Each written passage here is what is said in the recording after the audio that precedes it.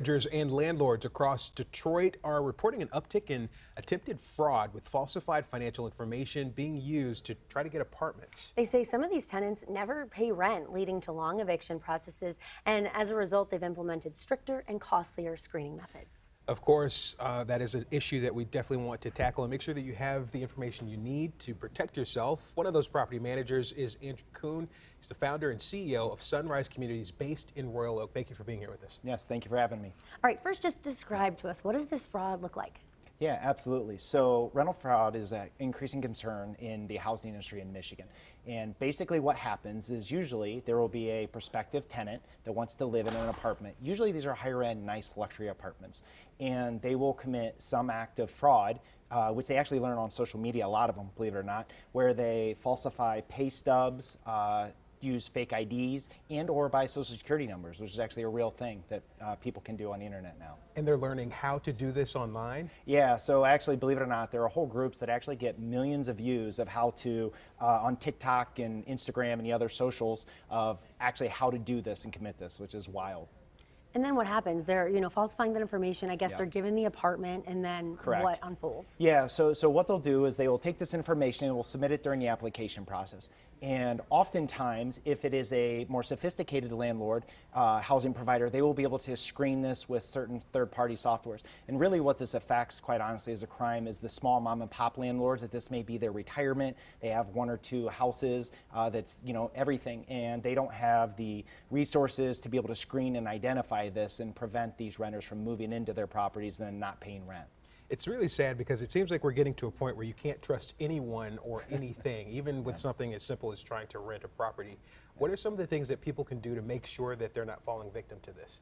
Yeah, absolutely. Good question. So on the housing provider side, I would say that if you are join your local association. So I'm the president of the Apartment Owners Association of Michigan, the AAM, and we do a lot of education for housing providers, which is a very big responsibility. It's a big economic issue in Michigan of how to prevent fraud from happening and being able to screen out anybody who is attempting that, because it is a federal crime.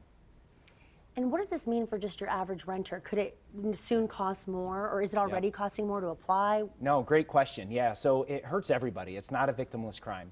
So what happens is not only does that take away revenue from a housing provider that could reinvest in the property, provide better services, but it also does end up costing other renters more because of the increased screening processes, the loss of revenue that is then had to come up from other sources to be able to reinvest in the property and the living experience. And with most scams, a lot of times they're pretty sophisticated, pretty hard to catch.